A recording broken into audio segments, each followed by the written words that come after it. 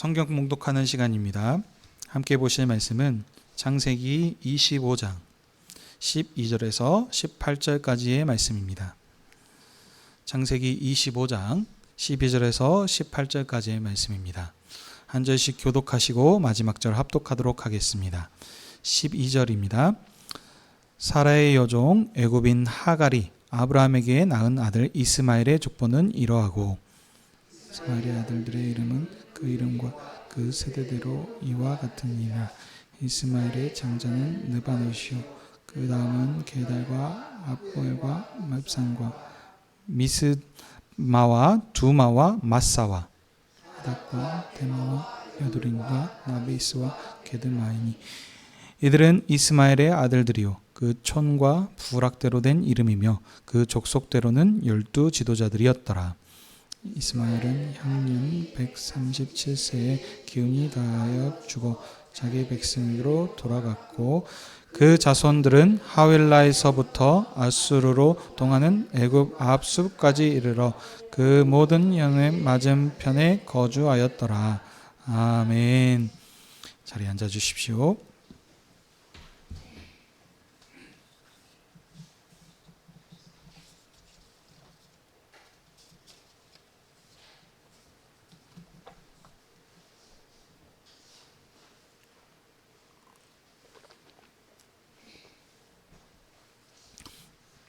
기도하겠습니다.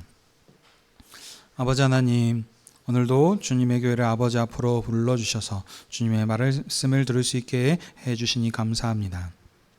이제 주님의 말씀을 듣기 원하오니 아버지의 영광과 주님의 교회를 위해 말씀 전하는 자에게 진리의 말씀을 풍성히 허락하여 주시고, 모든 성도님들에게 말씀에 들을 귀와 좋은 믿음의 밭을 허락하여 주셔서 하나님께서 행하신 은혜의 일을 알게 하여 주시옵소서. 그래서 우리의 하나님을 향한 우리의 믿음과 사랑을 다시 한번 굳게 붙잡는 그 시간 되게 해 주시옵소서. 이 모든 말씀 예수님의 이름으로 기도하옵나이다. 아멘.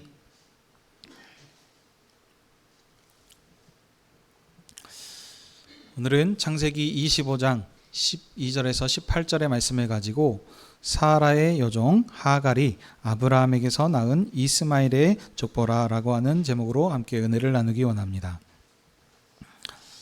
창세기는 하나님께서 출애굽하여 시내산에서 언약한 이스라엘 백성에게 주신 말씀이며 총 10개의 족보를 통하여 이스라엘의 역사와 정체성에 대해서 말씀합니다. 앞에 5개의 족보는 인류 고대사의 역사며 뒤에 5개의 족보는 이스라엘의 족장의 족보입니다. 그래서 족보의 형식을 통해서 하나님께서 모든 민족 중에서 이스라엘을 택하셔서 언약의 상속자로 삼으시고 약속하신 그 언약을 이루셨는지에 대해서 말씀하고 있다는 것을 우리가 알 수 있습니다. 자, 창세기는 좀 족보로 되어 있다라고 했는데, 창세기의 족보를 구분하는 방법은 그 족보의 그 타이틀, 그 제목을 보면 됩니다. 족보의 제목은 타이틀은 총 3가지 방법으로 이렇게 되어 있습니다. 첫 번째 경우는 누구누구의 족보는 이러하니라 라고 하면서 기록하는 방식입니다. 이러한 족보의 특징은 하나님께서 족보에서 이름이 언급된 사람과 약속하신 일을 역사에서 어떻게 완성하셨는지에 대해서 설명합니다. 이런 형식으로 된 족보는 대표적으로 아담, 노아, 셈, 데라의 족보가 있습니다. 또 다른 족보의 형식은 족보 앞에 아버지의 이름을 붙인 형식입니다. 이러한 형식의 족보의 특징은 언급된 사람이 아버지의 복을 상속받았음을 강조합니다. 이런 형식의 족보는 대표적으로 노아의 아들 셈, 함, 야벳의 족보, 아브라함의 아들 이삭의 족보, 그리고 오늘 본문인 사라의 여종 애굽인 하갈이 아브라함에게 낳은 이스마엘의 족보가 있습니다. 그리고 마지막으로 세 번째 다른 형식은 다른 수식어가 붙은 족보입니다. 이러한 형식의 족보의 특징은 하나님께서 하신 언약이 어떠한 획기적인 변화가 있을 때입니다. 이러한 족보는 대표적으로 이것이 천지가 창조될 때에 하늘과 땅의 내력은 이러하니라 라고 하는 천지 창조의 족보와 에서 곧 에돔의 족보는 이러하니라, 야곱이 가나안 땅 곧 그의 아버지가 거류하던 땅에 거주하였으니 야곱의 족보는 이러하니라라는 이런 족보가 있겠습니다. 오늘 또 족보가 보시면 그 아버지의 이름이 나와 있긴 한데 거기에 보면은 오늘 또 이런 그 수식어가 많이 붙어 있음을 우리가 볼 수 있습니다. 그냥 아브라함의 아들 이스마엘의 족보가 아니고 그 중에 뭐 사라의 여종 하갈 하면서 해가지고 족보가 많이 나와 있어서 오늘 족보는 이 두 번째와 세 번째 족보가 이렇게 좀 혼합되어 있는 경우라고 우리가 볼 수 있겠습니다. 자, 우리는 이제 말씀의 연결을 위해서 지난 시간에 살폈던 족보를 좀 보겠습니다. 지난 시간까지 우리는 봤던 것은 여섯 번째 족보인 데라의 족보입니다. 데라의 족보는 하나님께서 데라의 아들 아브람을 부르시고 그의 후손과 가나안 땅을 주실 것을 약속하시며 그 약속을 상속자를 통해서 성취하는 내용입니다. 하나님께서는 약속대로 아브라함을 모든 민족을 복주는 열국의 아버지가 되게 하셨고 이 복을 이제 그의 아들 이삭에게 상속하게 하심으로 데라의 족보가 완성이 되고 끝이 납니다. 자, 그리고 오늘 이제 이 데라의 족보 다음 일곱 번째 족보는 이제 이스마엘의 족보입니다. 근데 이스마엘 앞에 아버지의 이름이 붙어 있는 족보로 상속이 강조된 족보인데 상속이 강조된 족보입니다. 근데 오늘 본문 뒤에 보시게 되면 또 여덟 번째 족보 이삭의 족보도 아브라함의 아들 이삭의 족보는 이러하니라라고 하면서 시작하는 같은 형식이 같습니다. 근데 그 아브라함의 아들들인데 그거를 얘기하기 때문에 상속을 얘기하긴 하지만 그 아브라함의 아들 가운데 설명하고 있는 이런 그 수식어가 다르기 때문에 그 두 족보는 서로 아버지의 복을 상속받긴 받았지만 좀 상속에 대한 내용이 서로 다르는 것을 우리가 알 수 있습니다.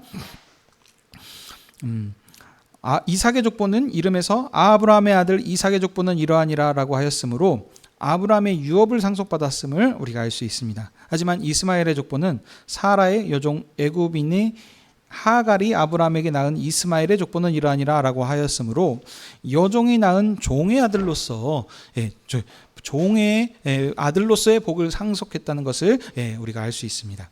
자, 그러므로 두 족보는 서로 아브라함의 복을 상속받았지만 서로의 받은 복의 성격이 다릅니다.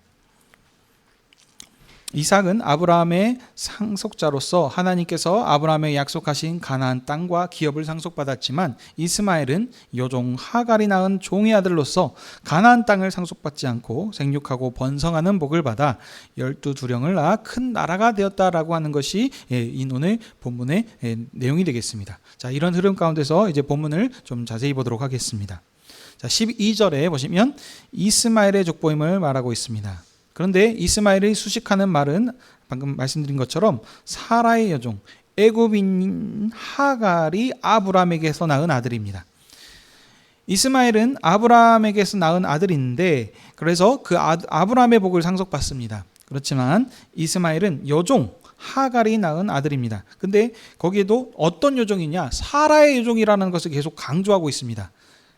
그래서 이 종의 아들인데 그 종의 아들로서의 복을 상속받는 것입니다. 그래서 그는 언약의 상속자가 아니기 때문에 가나안 땅에 대한 언급은 전혀 나오지 않고 생육하고 번성하는 복에 대해서만 얘기합니다. 그래서 이미 이 제목을 통해서 긴 수식어 이렇게 붙어 있는 것을 통해서 어떤 족보의 특징을 가지고 있는지 여기서 분명히 우리는 알 수가 있는 것입니다. 자, 13절에서 15절 보도록 하겠습니다. 이스마엘의 아들들의 이름을 차례로 언급합니다. 족보이기 때문에 그의 아들들을 얘기를 하죠. 근데 이스마엘의 아들들을 자세히 보시면 이제 뭐 그 장자 느바뇨부터 시작해서 쭉 해서 게드마니까지 나오는데 그 전부 그 아들들의 숫자는 총 12아들입니다. 이스마엘의 아들 12아들의 이름을 언급하고 그 다음에 16절에 보시게 되면은 그 아들들이 촌과 부락대로 12지도자들이 되었다라고 이렇게 말하고 있습니다. 자, 이 12아들인데 12아들이 어떤 것을 지금 얘기하냐면 이들이 촌과 부락대로 12지도자들이 되었다라는 것을 지금 얘기하는 겁니다. 자, 비록 이 이스마엘은 여종 하갈이 낳은 종의 아들이지만 지금 이 아브라함이 복의 근원입니다. 그래서 아브라함의 육체적인 아들로서 생육하고 번성하는 복을 하나님께서 이스마엘에게 주셨습니다. 그래서 지금 한두 아들이 아니고 12아들을 낳게 됐죠. 그래서 지금 엄청나게 번성했음을 우리가 알 수 있습니다. 근데 이 번성한 정도가 아니고 이들도 촌과 부락을 이루는 지도자들로 이렇게 되었다는 것입니다. 제가 아까 이제 뒤에 나오는 그 족보와도 비교를 했습니다. 언약의 상속자인 이삭의 아들 야곱도 12아들을 낳아서 12족장을 이룬 것처럼 이스마엘의 아들들도 크게 번성하여 12아들을 낳았고 이들이 전부 다 지도자가 되었습니다. 그래서 이들도 지금 이 번성한 정도가 아니고 이들로 아브라함의 복을 받아서 나름대로의 지도자가 되는 그런 부락과 소위 말하면 부족, 종족을 이뤘다라는 것을 지금 강조하는 족보가 되겠습니다.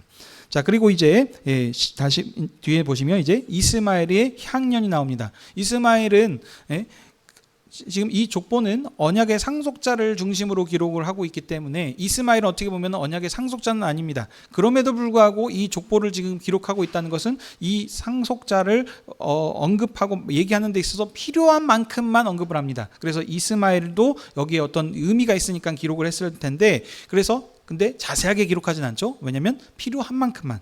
그래서 이스마엘의 향년, 바로 그냥 아들들 낳았고 그냥 마지막 이제 죽음으로 이렇게 언급을 하고 있죠. 근데 이 이스마엘의 향년은 137세를 살았습니다. 기운이 다하여 죽어 자기 백성으로 돌아갔습니다. 자, 여기 이 137세를 살고 이렇게 죽었다라고 하는데 이 죽었다라고 하는 이 표현들을 보시게 되면은 약간 또 차이들이 있습니다. 언약의 상속자였던 아브라함도 죽었습니다. 근데 죽었을 때 어떻게 언급을 하고 있냐면은 아브라함이 죽어서 열조에게로 돌아갔다라고 이렇게 얘기합니다. 근데 이스마엘은 언약의 상속자가 아니기 때문에 여기서는 열조라는 얘기를 하지 않습니다. 죽어서 자기 백성에게 돌아갔습니다. 이것이 지금 차이인 것입니다. 그리고 하나님께서 지금 보시게 되면은 나이들을 그냥 언급하는 것을 그냥 여러분 가볍게 생각하지 마십시오. 하나님께서 그 나이들이 언급됐을 때 어떤 중요한 그 계기 때 아브라함이 몇 세 때 누구를 낳았고 언제 떠났고 하는 이런 나이들이 이렇게 나옵니다. 근데 이 나이들이 언급됐을 때 성경에서 그 여인의 나이들도 많이 언급되지 않았었는데 사라의 나이가 언급이 됐었죠. 근데 여기 지금 오늘 누굽니까? 이스마엘도 하나님께서 나이를 이렇게 여기 기록하게 하셨다는 거죠. 하나님께서는 그의 생명의 언약 역사에 동행한 자의 나이를 계수해 주시는데 여종이 낳은 아브라함의 아들 이스마엘의 나이도 하나님께서 계수해 주셨다는 겁니다. 하나님께서 이스마엘의 평생에 그와 함께하여 주셨습니다. 왜냐하면 이스마엘도 하늘의 별처럼 생육하고 번성하도록 복을 받은 아브라함의 아들이기 때문입니다. 그래서 이스마엘 자손들도 하나님께서 복을 허락하여 주셨습니다. 이 이스마엘의 자손들이 그래서 이제 복을 받아서 나름대로 그 총과 부락을 이루어서 살고 있었는데 그들이 거주한 지역은 가나안 땅이 아닌 북쪽 아수르부터 남쪽 애굽에 이르는 술까지 이르는 지역에 이들이 살았습니다. 그러니까 이제 여러분들 그 지도를 보시게 되면은 좀 광범위한 땅을 지금 살고 있습니다. 왜냐하면 이 광활한 영토입니다. 거기 보면은 북쪽 악수르면은 저쪽 그 북쪽 서남단부터입니다. 근데 남쪽 애굽이라면은 가나안 땅을 어떻게 보면 더 넘어서서 저 위에서부터 아래까지 그 넓은 땅을 차지하고 있다는 겁니다. 근데 이 지역이 어디냐면 지금 맞은편에 지금 있는 겁니다. 이들이 가나안 땅에는 살지 않았고 가나안 맞은편에서 지금 이렇게 살고 있습니다. 근데 이 가나안 북쪽 아수르부터 남쪽 애굽 앞까지 해서 그 넓은 지금 땅을 그렇게 살고 있었습니다. 그래서 하나님께서 이들에게도 광활한 영토에서 번성하고 강성할 수 있도록 이렇게 복을 주셨습니다. 그리고 이스마엘의 족보가 끝납니다. 자, 오늘 본문은 짧습니다. 자, 그러면 오늘 이 이스마엘의 족보를 통해서 뭘 말씀하고자 하는 것이겠습니까?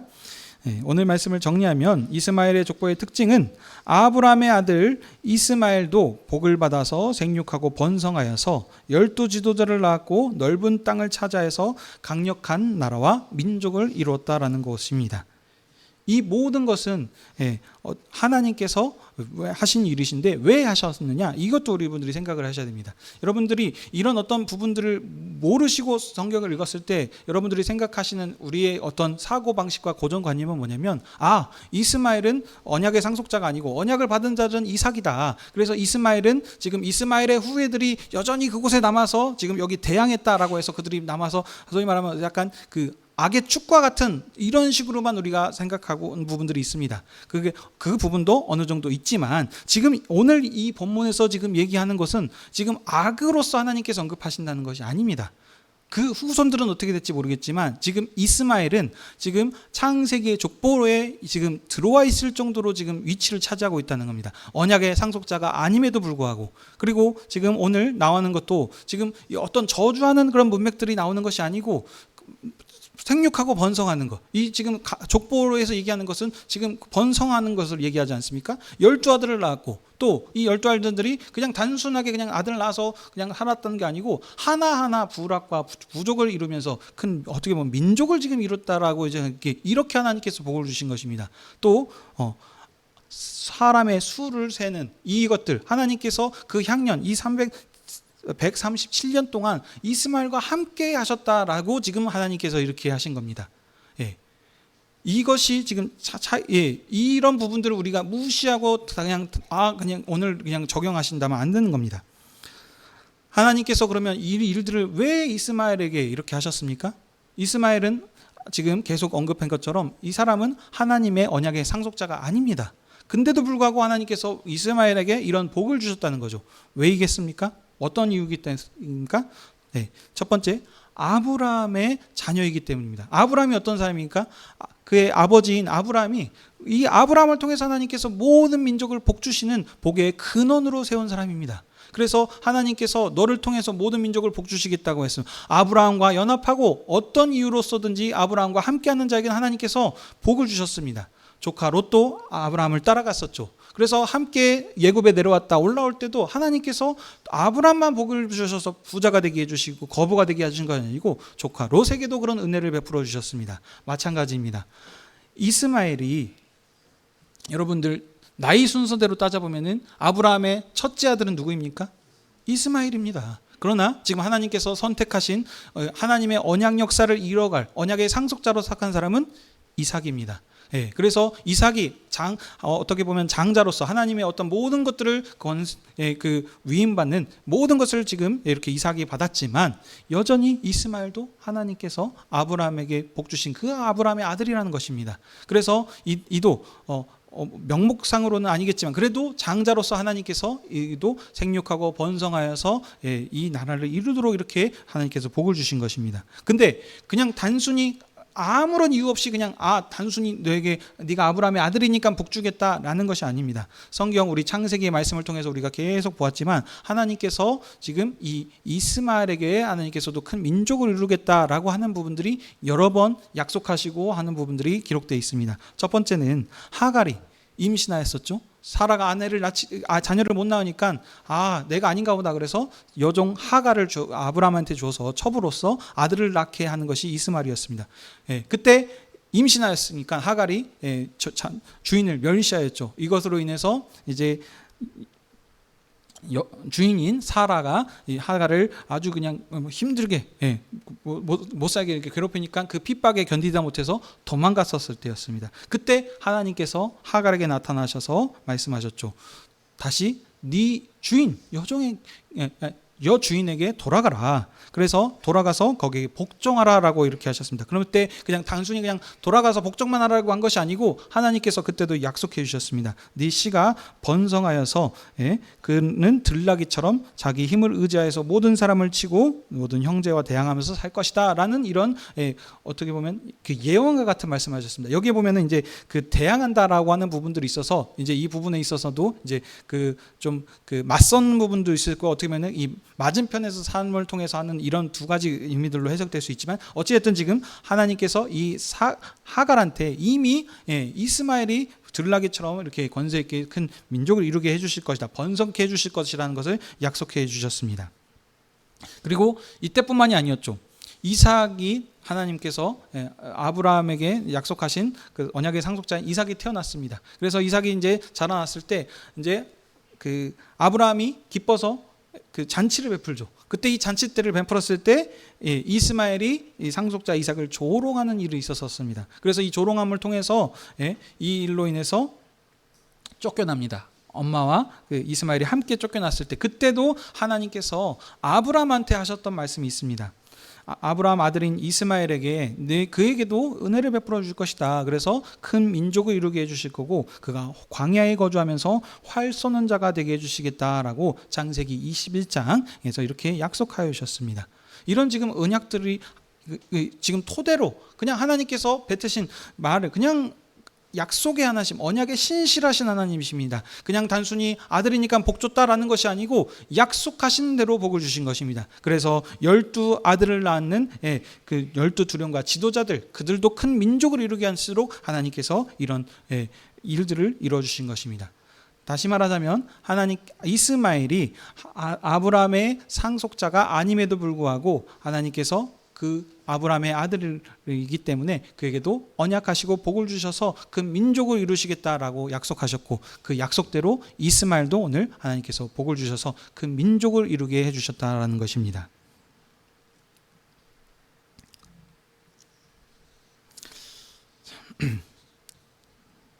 종의 아들인 이스마엘은 언약을 상속받지 못했지만 아브라함의 아들로서 아브라함에게 속한 자의 복인 생육하고 번성하는 복을 받았습니다. 그리고 그렇지만 또 아브라함의 언약의 상속자가 아니기 때문에 가나안 땅이 아닌 그 동방 쪽에 거류하면서 12두령이 나와서 큰 민족을 이루었습니다. 그래서 이뿐만 아니라 하나님께서 모든 열방을 복 주시고 번성케 하는 이 일을 지금 하나님께서 어떻게 보면은 지금 아브라함을 통해서 지금 벌써 이루어가는 모습들을 지금 보여주고 있습니다. 오늘 이 말씀을 지금 이스라엘 백성한테 주셨습니다. 1차적으로 그들에게 주셔서 말씀하고자 하는 것이 무엇이겠습니까? 너희가 언약의 상속자들이다. 너의 조상인 이삭의 형 이스마엘이 있었지만 그가 언약의 상속자가 아니고 그가 장자일지라도 너의 조상인 이삭이 그가 언약의 상속자로서 그 모든 복을 받았다라는 어떤 정체성을 지금 얘기하는 것이 첫 번째인 것입니다. 그 다음 그들에게 지금 얘기하는 것은 이제 저기 뒤에서 이제 나온 모세 오경 가운데서 나오지만 이 형제들과 하나님께서 다투지 말라고 하십니다. 그래서 싸우지 말고 그들을 왜냐면 그들한테 지금 그 땅들은 너희들에게 준 약속의 땅이 아니다. 너희들에게 준 건 가나안 땅이니 그러니 너희 형제들과 다투지 말고 그들을 지금 관계를 좋게 맺으라라고 하는 내용들이 나옵니다. 그래서 이 말씀을 이스라엘 백성들이 들었을 때 이 하나님 말씀을 통해서 그 지금 정체성들을 분명히 붙잡으면서 그들과 다투지 않고 그들에게 초점을 맞추는 것이 아니고 지금 그들이 나아갈 될 땅은 지금 약속의 땅인 가나안 땅을 지금 상속해야 된다라는 지금 그들의 정체성과 사명에 대해서 굳건하게 하기 위해서 이 말씀을 그들에게 주신 것입니다. 그렇다면 오늘 이 말씀을 우리 2024년을 살고 있는 신약 백성인 우리에게 적용한다면 어떻게 우리가 받아들이고 적용해야 되겠습니까? 아브라함을 부르시고 복의 근원으로 삼으신 이 하나님께서 이제 아들을 이 땅에 보내심을 통해서 천하 만민을 부르시는 새로운 시대를 여셨습니다. 아브라함을 부르시고 복의 근원으로 삼으시고 땅의 모든 민족을 복을 주시라 이렇게 약속하시면서 하셨던 이 하나님께서 이제 역사의 마지막 가운데 아브라함과 다윗의 자손으로 참 상속자인 그의 아들을 이 세상에 보내주셨습니다. 이 아들이신 예수 그리스도께서 이 세상에 오심을 통해서 이제 아브라함의 약속이 이삭을 통해서 상속되었던 것처럼 이제 하나님께서 하셨던 그런 모든 약속이 아들이신 예수 그리스도를 안에서 상속이 되고 완성이 되었습니다. 이 아들은 오직 아버지의 뜻에 죽기까지 복종하시고 순종하심으로 아버지께서 작정하시고 계획하셨던 그런 모든 뜻을 계획을 이루어 주셨습니다. 근데 이 하나님께서는 이 아들을 죽은 자 가운데서 그냥 죽도록 내버려 주지 않으시고 죽은 자 가운데서 다시 살리시고 하늘 보좌에 올리심으로 하늘을 높이 올려 주셨습니다. 그래서 이제 이 아들이 하늘 보좌에 올라셨다라고 하는 것은 이제 모든 정권을 가지시고 이 세상을 다스리시는 진정한 만왕의 왕 중의 왕이시라는 것입니다. 천하 만민을 통치하는 왕이십니다. 가나안 땅 정도만 다스리는 것이 아니고 천하 만민을 다스리시는 이 왕이십니다. 그리스도께서 그래서 이제 이 새로운 시대를 여섰습니다. 이제는 가나안 땅에 주는 어떤 이삭에 있는 이스라엘 백성뿐만이 아니고 또 언약의 상속자가 아닌 그들 바깥에 있는 이스마엘에게도 이렇게 복 주신 것 같은 이 시대를 이제 예수 그리스도를 통해서 모든 민족을 부르시는 그런 은혜의 시대를 새로 여신 것입니다. 그래서 우리가 어떻습니까? 우리들도 마찬가지로 이삭의 상속자인 아브라함의 관계가 있는 어떤 그런 혈연 관계라는 전혀 상관이 없는 자들입니다.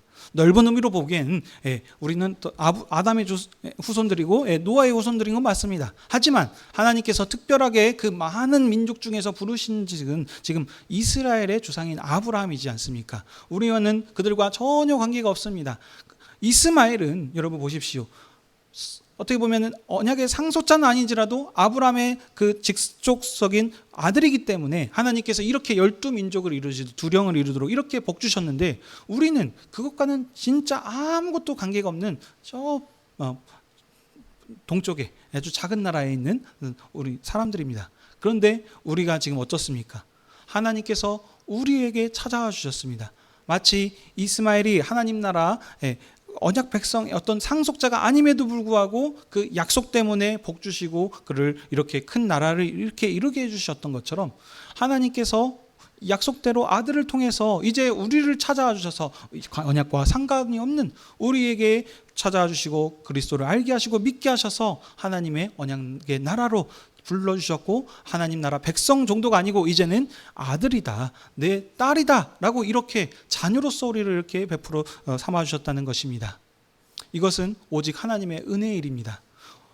우리가 잘나서가 아니고 우리는 핏줄과 언약과 상관이 없습니다. 근데도 불구하고 하나님께서 아들을 통해서 베푸시기 천하 만민을 부르시는 그 일에 우리가 하나님께 선택받고 이렇게 이 자리에 이렇게 나오게 된 것입니다. 그러므로 우리가 생각해야 되고 오늘 이 말씀을 우리에게 적용한다면 어떻습니까? 우리가 내세울 것이 아무도 없습니다. 우리는 정말 주님을 모르고 살았던 원수들이었으며 하나님과 관계없는 자들이었는데 우리에게 이렇게 먼저 찾아져서 주님을 알게 하시고 우리를 그 어떤 사람들보다도 이 주님의 백성으로 자녀로 삼아주셨다는 것이 참 너무나도 놀라운 은혜입니다. 이 자리가 그냥 단순한 것이 아닙니다. 그냥 주님이 주시는 상 앞에 나오는 자들이 아무나 나올 수 있는 것이 아닙니다. 어떠한 높은 권세가 있고 대통령이 되고 뭐 어떤 세상에서는 존경받을지 모르겠지만 주님을 알지 못하는 자는 이 주님의 자리에 나올 수 없는 것입니다. 우리 이 자리에 나올 수 있는 거 오늘 또 그것도 연결이 되자면 세례 받은 자들 그리스도 백성이 된 자들이 이 자리에 참여할 수 있는 그런 은혜가 있는 것입니다. 그러므로 여러분들 오늘도 우리 교회가 주님의 상에 앉았습니다. 그리고 주님께서 우리에게 말씀하십니다. 주님의 피와 살을 주시면서 이 살을 먹고 마셔라. 먹고 마실 때마다 하나님께서 나를 통해서 행하셨던 이 은혜를 기억하라. 너희들은 하나님 나라 백성들이다. 자녀이다. 그러니 세상과 동일하게 그렇게 살지 말고 하나님 나라 백성으로서 하나님 나라 자녀로서 그 하나님 말씀대로 순종하면서 살라라고 이렇게 우리의 정체성과 사명을 굳건히 하십니다. 자비하신 하나님이십니다. 생육하고 번성하는 복을 주셨습니다. 그래서 지금도 살아계셔서 날마다 고루고루 햇빛과 비를 통해서 모든 만물들 하나님을 믿지 않는 자들에게도 이렇게 은혜를 베풀어 주셔서 이렇게 일들을 하십니다.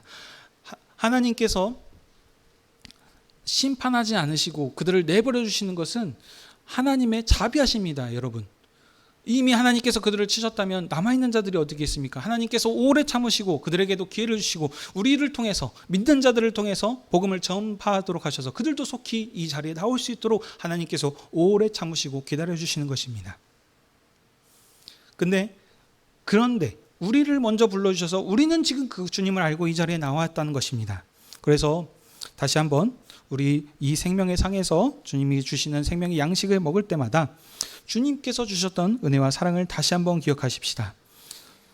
우리를 불러주신 것으로 우리만 잘 먹고 잘 살라고 하는 것이 아니고 우리를 통해서 아까 말씀드린 것처럼 이제 천하 모든 만민을 부르시는 일을 우리에게 맡겨주셨습니다. 우리를 통해서, 교회를 통해서, 믿는 자들을 통해서 천하 만민을 아브라함의 복을 참여시키는 그런 하나님께서 그 일들을 우리에게 부탁하신 것입니다. 주님 나라와 영광으로 부름받은 성도 여러분, 오늘 다시 한번 이 자리를 통해서 주님을 신실히 사랑하면서 우리 베풀어 주셨던 그런 우리의 믿음과 정체성을 굳건히 하십시다. 그래서 주님이 오시는 그 날 때까지 우리의 정체성과 사명을 가지고 천하 만민을 증거함을 통해서 다시 그들을 주님의 품으로 다 불러들이시는 주님의 교회들이 되시길 주님의 이름으로 축복합니다. 아멘. 기도하겠습니다. 아버지 하나님, 오늘도 주님의 교회를 주님 앞으로 불러주시고 말씀을 통하여 우리의 믿음과 사명을 이끌어주시니 감사드립니다. 이스마엘이 언약의 상속자가 아님에도 불구하고 아브라함의 복에 약속하셨던 그 복대로 큰 민족을 이루게 하셨고 그의 날을 세워주신 것과 같은 은혜를 베풀어 주셨습니다. 우리는 이스마엘과도 상관이 없는, 전혀 언약과는 관계없는 그런 이방인들이었습니다. 근데 우리를 찾아주셔서 예수 그리스도를 통하여서 이제 그 어떤 사람보다도 높은 그런 하나님 나라 백성 자녀로 삼아주셨사오니 하나님의 그 놀라우신 은혜에 감사와 찬양을 올려드립니다. 우리가 주님의 상에서 다시 나와서 이 말씀을 통하고 주님의 피와 살을 먹고 마실 때 주님께서 우리에게 베풀어 주셨던 그 은혜와 사랑을 다시 한번 기억하게 하셔서 하나님께 감사드리며 주님의 언약의 말씀을 붙잡고 주님의 백성 증인으로서 세상에 나아가 주님을 증거하여서 천하 만민을 주님께 돌이키는 그 사명을 신실히 완성해 나가는 저와 여러분들 되게 해 주시옵소서. 감사드리며 이 모든 말씀 예수님의 이름으로 기도하옵나이다. 아멘.